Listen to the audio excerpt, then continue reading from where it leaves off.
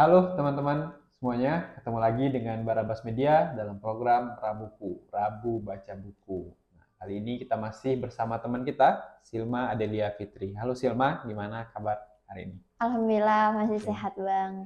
oke. Nah kita ini udah eh, season keempat ya, Mm-mm. pertemuan keempat nih, membahas mengenai eh, buku Atomic Habit ya ini Silma. Iya Nah, benar banget. minggu lalu kita udah membahas bagaimana cara kita bisa terbiasa ya dengan Iya, aktivitas baik kita atau perilaku baik kita kayak gitu agar bisa menjadi jati diri kita nih. Nah, sekarang kira-kira kita akan ngebahas apa lagi nih? Nah, dengar-dengar ini udah sesi terakhir nih dari buku Anatomy Habit ya, Silma iya ya. benar banget. Ini sesi terakhir dari pembahasan buku Atomic Habit Hmm, ini. Dan oke. untuk di sesi ini kita akan ngebahas di kaidah keempat, Oke. yaitu menjadikannya memuaskan. Hmm, Nah, di kaidah keempat ini di awal bab dia tuh ngejelasin kayak gimana sebuah perubahan atau kegiatan-kegiatan kecil yang kita lakukan itu ternyata membawa perubahan yang besar, namun jangka waktunya lama. oke. Dan dari si buku ini sendiri itu dia ngebahas satu kota yaitu namanya kota Karachi, di mana Hmm, ini nih salah satu kota yang terdapat di dunia pada tahun 1998. oke. Nah, kota ini terkenal dengan kulinernya. Namun kota Hmm, ini juga terkenal menjadi salah satu kota yang paling besar, yang paling tak layak dihuni di dunia. wah, kenapa tuh?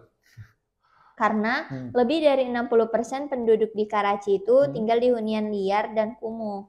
Jadi lingkungannya hmm. itu bisa terbilang jauh sekali dari lingkungan kita saat ini. Oke.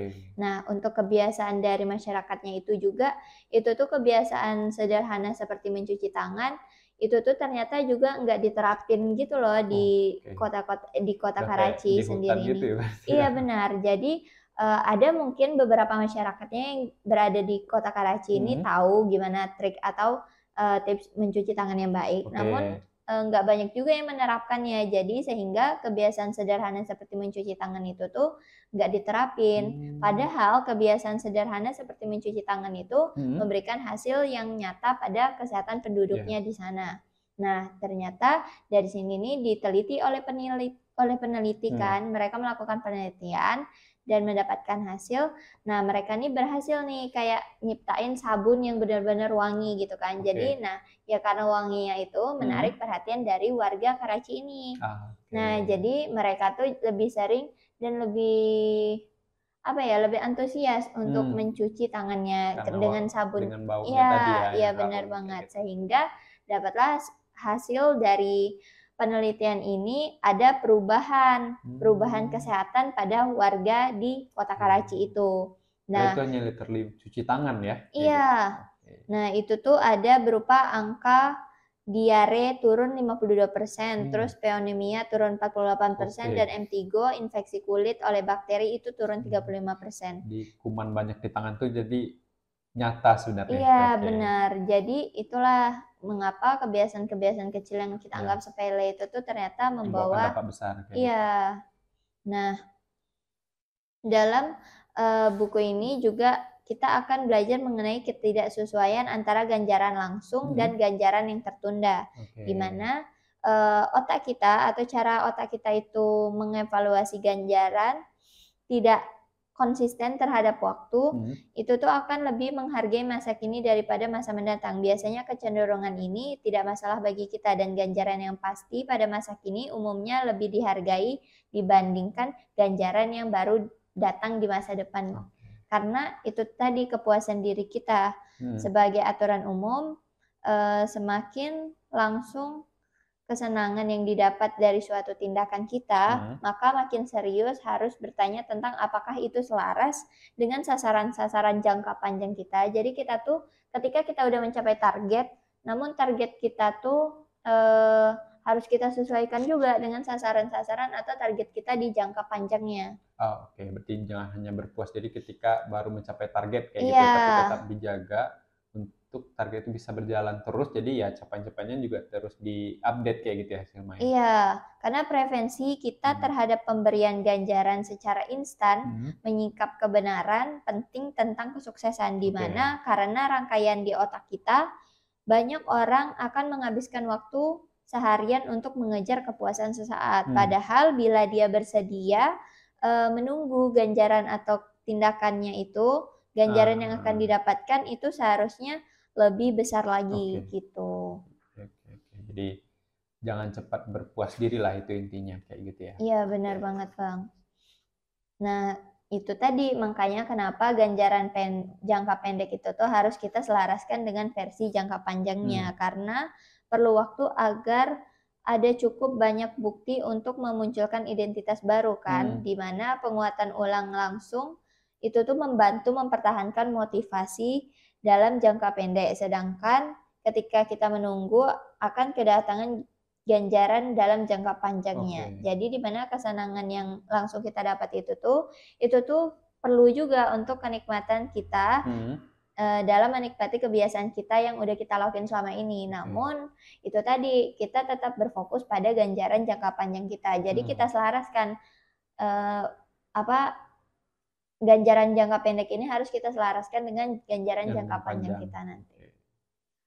Nah, terus untuk di halaman berikutnya itu ngebahas tentang salah satu perasaan yang paling memuaskan adalah perasaan bahwa kita ketika mengalami kemajuan. Nah, ini nih ngebahas bagaimana mempertahankan kebiasaan baik setiap saat. Nah, salah satunya itu tuh melakukan pemantauan terhadap kebiasaan kita. Cara sederhana untuk mengukur apakah kita nih udah melakukan kebiasaannya sudah stabil atau belum. Kayak misalkan kita tandain di kalender. Nah, hari ini aku udah baca buku nih, di tanggal ini kita silang kan. Nah, terus hari berikutnya kita silang. Nah, itu tuh salah satu cara untuk kita memantau kebiasaan-kebiasaan kita tadi. Monitoringnya ya. Iya. Nah, karena pemantauan kebiasaan dan bentuk pengukuran visual lainnya dapat menjadikan kebiasaan Anda memuaskan dengan menyediakan bukti yang jelas tentang kemajuan Anda. Jadi, karena kita juga orangnya manusia tuh kurang puas kan kalau misalkan kita nih udah konsisten belum sih? Ternyata gini-gini. Terus jadi makanya dengan pemantauan kebiasaan itu kita bisa tahu, oh ternyata kita konsisten nih. Kita juga udah ngalamin tingkatan perubahan. Ternyata kita udah jadiin suatu hal ini sebagai kebiasaan gitu.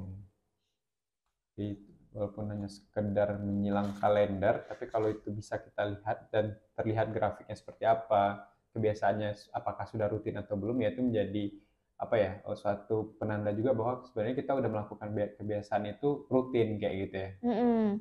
Benar banget. Terus di bab berikutnya juga ngebahas bagaimana mitra akuntabilitas dapat mengubah segalanya. Nah, ternyata di buku ini juga ngebahas tentang akuntabilitas mengubah segalanya, mitra akuntabilitas. Jadi, kebiasaan hukum keempat ini nih kan adalah menjadikannya ini lebih memuaskan. Dimana ketika kita itu dapat menjadikan suatu kebiasaan itu lebih objektif, lebih menjadikan bagian dari identitas kita, nah kita tuh akan mendapatkan ganjarannya yang tadi itu kan, Bang. Dan untuk mitra akuntabilitas ini, mereka tuh dapat menciptakan kerugian langsung atau kemungkiran langsung. Jadi misalkan mitra akuntabilitas ini dapat melihat peluangnya di masa depan. Makanya mereka itu sangat peduli terhadap pandangan orang lain tentang kita. Jadi ketika kita ingin orang lain berpandangan baik tentang kita, maka rata-rata orang itu akan melakukan yang terbaik meskipun hanya sekedar diakui oleh orang sekitar. Karena apa? Karena manusia sendiri itu butuh kepuasan diri namanya.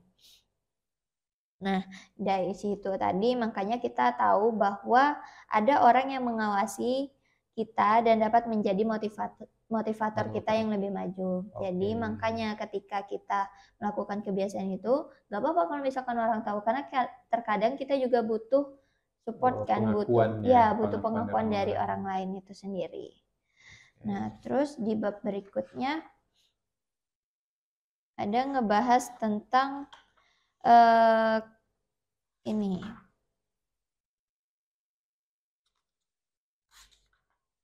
taktik-taktik tingkat mahir. Hmm. Bagaimana beralih dari sekedar bagus menjadi benar-benar dahsyat. Oke, ini udah menjadi mahir ya secara Iya, bahasanya. jadi ketika kita udah mengeksplor opsi-opsi yang berbeda, ada Hmm. serangkaian pertanyaan bagi diri kita sendiri Hmm. untuk terus berfokus pada kebiasaan dan bidang yang udah kita jalanin itu. Jadi di buku ini juga ngejelasin pertanyaan-pertanyaannya. Biasanya pertanyaannya itu ada berupa apa yang terasa menyenangkan bagi saya tapi Oke. sukses bagi orang lain. Kayak misalkan kita hobi. Oke. Hobi nyanyi. Hmm.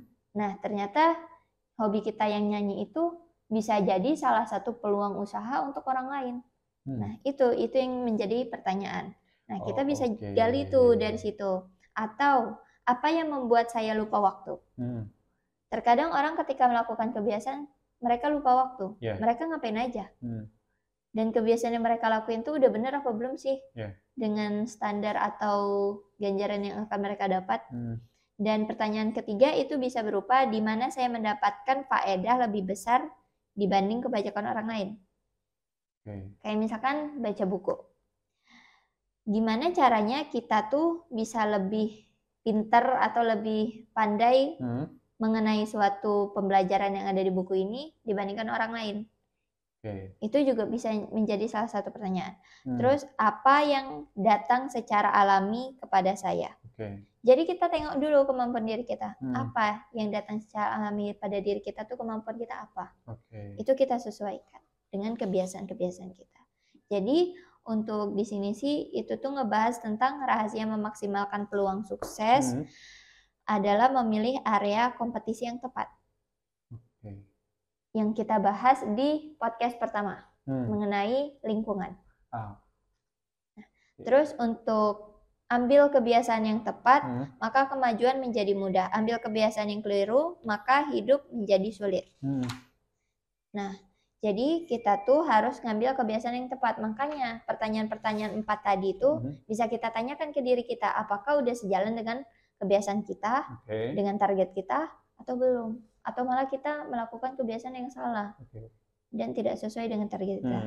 Terus gen tidak dapat diubah dengan mudah, yang berarti gen menyediakan keunggulan yang besar dalam lingkungan yang menguntungkan ataupun merugikan kekurangan yang serius dalam lingkungan yang tidak mendukung. Jadi, kan tadi di pertanyaan keempat, apa yang datang secara alami pada diri kita? Nah, apa yang datang secara alami pada diri kita itu adalah kemampuan dasar atau keunikan yang kita miliki dibandingkan orang lain. Dan setiap orang tuh pasti memiliki itu ya? Itu bisa menjadi salah satu peluang kita atau jadi bumerang untuk kita. Tergantung kita berada di lingkungan mananya. Makanya pemilihan lingkungan yang tepat itu sangat berperan baik. Sangat diperhatikan kayak gitu. Iya. Nah, terus di bab berikutnya ada ngebahas aturan Goldilocks. Bagaimana tetap termotivasi dalam hidup dan pekerjaan. Jadi, dalam aturan Goldilocks ini,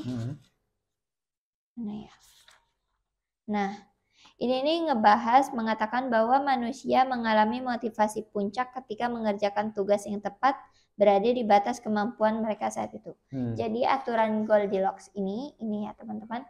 Nah, di aturan Goldilocks ini, ketika kita melakukan sebuah kegiatan atau yang namanya kebiasaan, nah kita akan mulai bosan kan.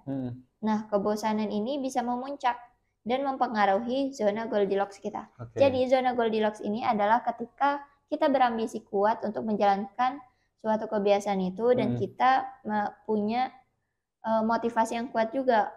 Jadi zona Goldilocks ini itu tuh ternyata berperan penting dalam motivasi kita. Jadi ketika kita udah mulai bosan, nah itu tuh kita akan mengalami kesulitan dan berujung pada kegagalan. Makanya ketika kita memulai suatu kebiasaan itu jangan tergesa-gesa, kita ambil perlahan. Yang udah kita bahas di aturan sebelumnya. Dibuat menyenangkan sebagainya seperti itu ya. Jangan langsung memuncak tiba-tiba di zona Goldilocks ini. Karena ketika kita sudah sampai di zona Goldilocks, bisa aja kita tiba-tiba bosan. Dan ketika kita bosan, kita mengalami kesulitan dalam prosesnya. Dan ketika kita mengalami kesulitan, otomatis kita akan mengalami kegagalan itu sendiri. Jadi intinya jangan tergesa-gesa, itu kata kunci ya, karena kalau tergesa-gesa takutnya Ya, tadi kita mengalami capek kayak gitu ya, kemudian mm-mm, mungkin kita merasa sulit kayak gitu. Jadi intinya semangat kita untuk mempertahankan aktivitas atau perilaku baik kita tadi itu ya menurun mm-mm. kayak gitu ya. Oke. Nah, terus di bab berikutnya itu pengorbanan dalam menciptakan kebiasaan baik Hmm. yang udah kita bahas di sebelumnya. Jadi ini ada menguasai satu kebiasaan, ini ada grafik mengenai menguasai satu kebiasaan atau menguasai satu bidang. Hmm. Di mana grafik menguasai kebiasaan ini itu tuh eh, memerlukan perulangan yang cukup tinggi. Nah, otomatis dari kegiatan yang udah kita lakukan untuk mencapai garis kebiasaan itu ternyata harus dilakukan secara seperti ini. Ada prosesnya. Nah, ketika kita udah menjalani kebiasaan itu konstan, nah kita mulai terapin keterampilan ini. Nah, di keterampilan ini kita kan belajar perlahan kan, yang sebelumnya. Nah, jadi ketika kita belajar perlahan, otomatis keterampilan kita juga akan meningkat. Nah, makanya ketika kita belajar itu tuh harus dimulai dari yang kita bisa dulu, yang mudah dulu. Jadi, sisi positif dari kebiasaan kita ini, kita tuh dapat melakukan sesuatu tanpa berpikir, namun sisi negatifnya juga kita bisa mengambil atau mengabaikan peluang terjadinya kesalahan-kesalahan kecil. Jadi kayak misalkan gini, kita kan udah punya kebiasaan nih baca buku dan kita mau upgrade. Nah, kita tuh mau upgrade jadi penulis dari buku-buku itu.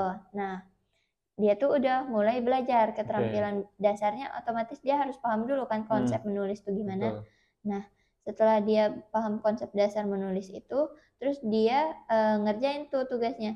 Nah, ternyata dari konsepnya itu tuh dia melakukan kesalahan. Ternyata ada beberapa konsep yang terlewat. Dan itulah mengapa kita jangan mengabaikan kesalahan-kesalahan kecil itu. Karena akan berpengaruh pada proses kita itu nanti. Jadi dia kesalahan kecil tapi ternyata dia memberikan dampak besar kayak gitu ya. Dan untuk menciptakan suatu penguasaan terhadap ilmu baru atau terhadap kemampuan dasar kita, keterampilan kita, dalam penguasaannya itu tuh kita harus terbiasa dan praktik yang emang disengaja. Jadi konsep untuk penguasaan terhadap keterampilan baru itu cukup kebiasaan dan praktik yang emang disengaja. Nah, disengaja ini dalam konteks apa? Yang itu tadi, kita tuh harus perlahan memulainya. Dan jangan sampai melakukan kesalahan-kesalahan kecil itu. Makanya kita harus teliti. Sehingga refleksi dan peninjauan ulang dalam proses itu memungkinkan Anda tetap menyadari performa Anda sejalan dengan waktu yang Anda gunakan. Gitu. Nah, di buku ini juga ada nih kesimpulan rahasia agar hasilnya berkelanjutan. Ini untuk membangun sistem dan membentuk kebiasaan yang lebih baik. Itu tuh di kaidah keempat itu tadi. Nah, di sini ada perilaku-perilaku di sini mudah, terus perilaku-perilaku di sini sulit. Nah, ini nih dari keempat kaidah tadi dibagi itu. Perilaku-perilaku di sini mudah itu tuh perilaku yang nyata, menarik dan mudah serta memuaskan untuk kita. Namun perilaku-perilaku di sini sulit itu tuh menjadikannya tidak terlihat, tidak menarik, sulit atau mengecewakan untuk kita. Yang udah kita pelajari di kaidah ke-2, 3 dan 4. Nah, terus untuk di lampiran buku Atomic Habit ini juga istimewa ya. Dia tuh ngelampirin apa yang sebaiknya Anda baca setelah ini. Nah, di buku ini juga ada tentang pelajaran-pelajaran kecil dari keempat kaidah. Jadi kalau misalkan kita lupa nih dengan kaidah-kaidah pertama atau kedua, ketiga, keempat, kita bisa nih ngulang di sini. Dan di sini lebih rinci lagi. Bukan lebih rinci, lebih ringkas lagi dibandingkan tentang pembahasan sebelumnya. Dan di sini uniknya juga ada penerapannya. Bagaimana sih menerapkan gagasan-gagasan ini pada bisnis? Nah, di sini buku Atomic Habit ini ada ngelampirin linknya. Anda dapat mengunduh bab ini di atomichabit.com/bisnis. Nah, atau bagaimana menerapkan gagasan-gagasan ini dalam mengasuh anak. Nah, bisa juga dicoba dicari di link atomichabit.com/parenting. Nah, di buku ini kerennya itu sih. Ada teori atau materi berkelanjutannya kayak gitu ya. Jadi itu di lampiran dia sarankan mungkin ada beberapa buku yang bisa dibaca selanjutnya gitu ya, Silma. Jadi ini uniknya juga buku ini ada ucapan terima kasih dari James Clear. Dia tuh berterima kasih kepada teman-teman yang udah menyupport dia, terus yang udah mau pelajari lebih lanjut gimana sih pengalaman dia. Terus ada juga catatan, di mana catatan ini nih berisi mengenai penelitian yang udah dilakukan James Clear dalam membuat buku ini, gitu teman-teman. Nah, selesai nih, gitu ya? Iya, udah selesai. Nah, lumayan cukup cukup kompleks pembahasan yang kita bahas mengenai atomic habit ini kayak gitu ya, Silma. Jadi pada intinya kita ingin mengajak teman-teman ya untuk mencoba membiasakan kebiasaan baik gitu. Kita lupakanlah kebiasaan-kebiasaan buruk kita yang ya boleh dibilang ya kebiasaan buruk tentunya tidak akan memberikan dampak positif ya pastinya kayak gitu. Banyak hal-hal baik yang sebenarnya itu bisa kita lakukan walaupun itu kecil ya tadi ya. Iya benar banget. Salah satunya mencuci tangan tadi ternyata bisa menurunkan jumlah tingkatan penyakit yang ada di kotanya. Jadi itu kata orang tangan itu sumber penyakit ya benar adanya ternyata ya kayak benar. Gitu ya.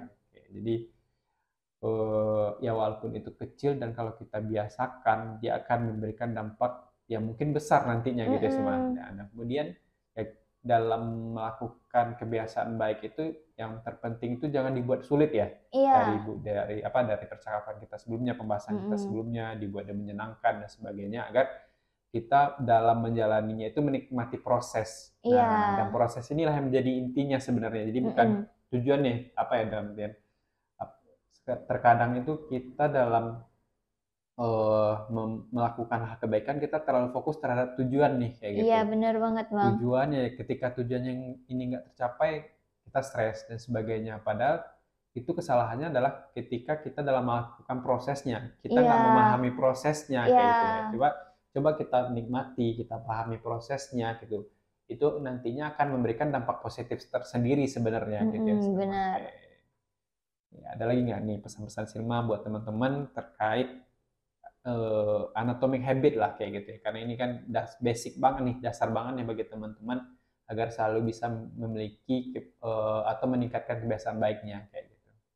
Untuk teman-teman setelah penjelasan dari 4 kaidah ini itu tuh lebih ke gimana nata diri kalian aja sih.